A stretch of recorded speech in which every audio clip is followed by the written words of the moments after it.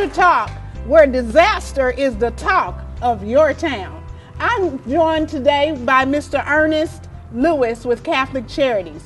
I'm going to be your host. I'm Rama Camp, Executive Director from Grace Community Services.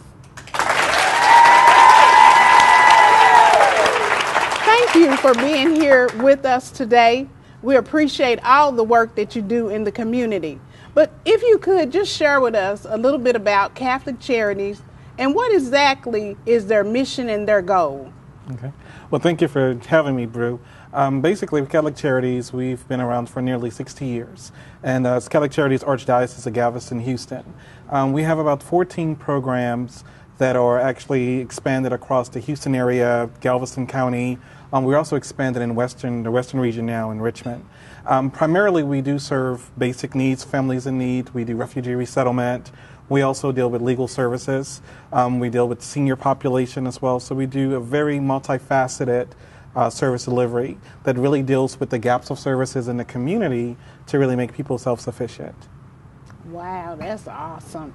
You know, sometimes if you have worked all your life and when disaster strikes, you don't really know how to access organizations like a Catholic Charities because you never needed that additional assistance.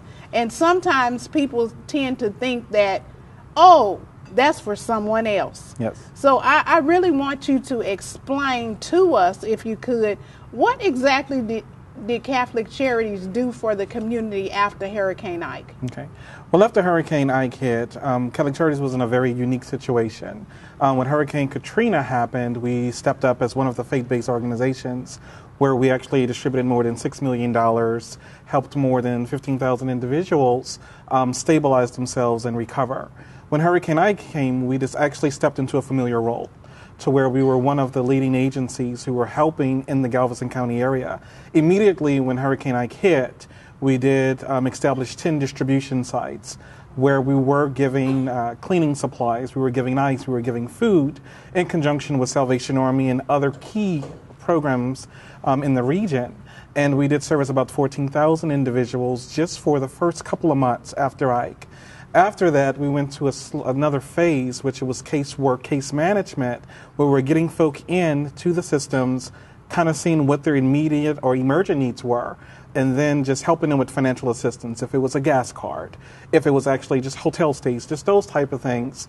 And then from there, now we're in a long-term phase where we have families who are trying to rebuild, trying to get into their homes, actually trying to get employment because they had a massive layoff due to Hurricane Ike. And we've also have worked as a fund administrator for the county where we were dispersing monies for unmet needs. And unmet needs may be something to where the primary needs weren't met. And to date, we've dispersed maybe close to $3 to $4 million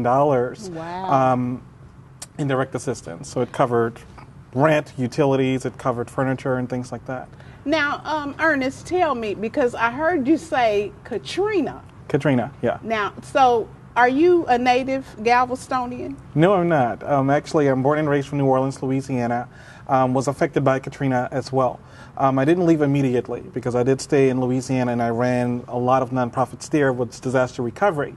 So we were helping folk in the southeast near the Baton Rouge, Hammond area. Then after that, I did move to Houston, and I had previously worked for the Diocese of New Orleans. So then I joined the Catholic Charities team in 2006. Wow.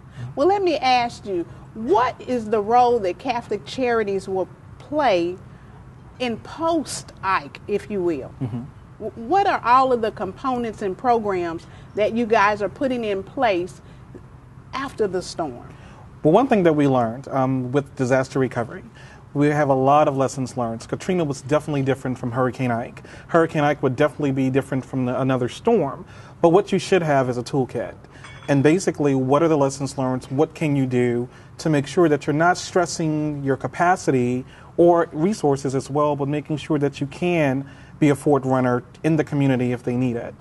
So one thing that we're trying to do is to triage our services as much as possible because we do have basic needs services. And basic needs services work with the working poor or low-income families. And when you're dealing with disasters, a lot of the families lose everything.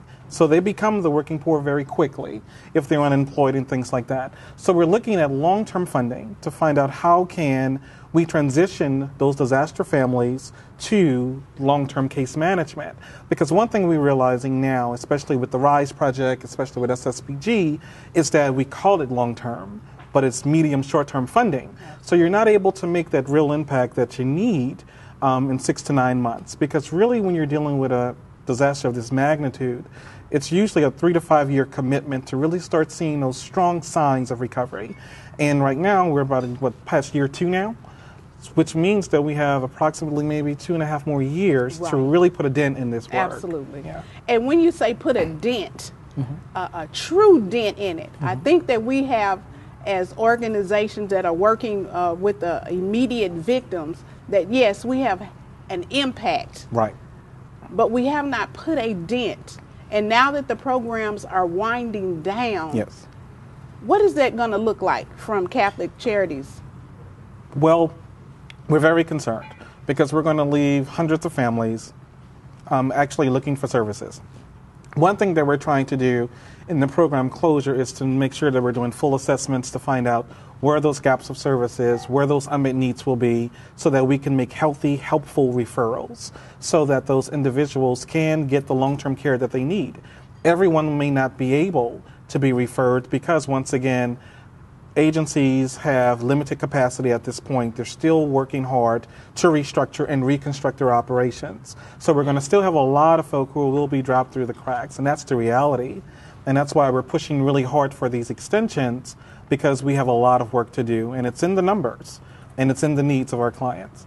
Absolutely. You know, the purpose of Rue's List is to pool the resources that are still lingering after all of the governmental case management operated organizations have stepped away.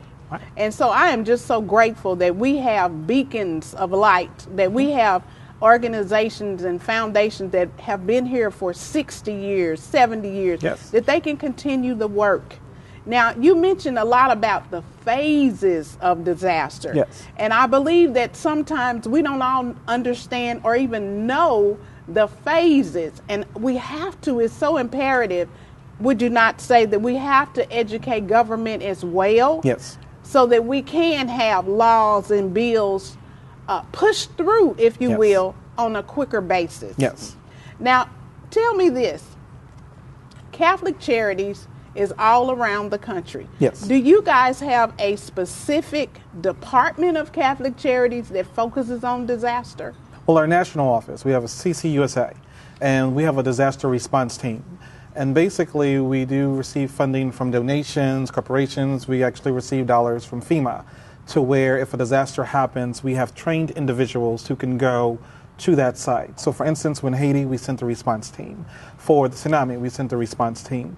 And definitely what we're trying to do is to look in our network of Catholic Charities and who are skilled, who can actually serve as case managers and disaster recovery program supervisors or whatever skill set they can, communication specialists. So one thing we're realizing is that disasters are not going to go away. And it's not just limited to hurricanes, it can be fires, it can be earthquakes. So we really have to make sure that we have a disaster response program and customize it when that disaster happens, because you can't have a one-size-fits-all. Absolutely. It does not. Disaster is not one-size-fits-all. Absolutely. Well, in our wrap-up, Ernest, what services will you continue as of today that the community can either plug into? Is there a phone number, an address, an email address? How can they get to you, and what services will you have? Well, post-Ike or post-disaster, we definitely have our basic needs programs. We do have a senior program here in Galveston County area. We also will have counseling services as well. Our website is www.catholiccharities.org. We do have sites actually in Texas City and Galveston that will be post-Ike. We do have a site in Bolivar Peninsula, but that will be closing down after the disaster program phase out. So I could give you those tons of numbers, but the best way to do is to go on the website and they'll have that listed for you in detail.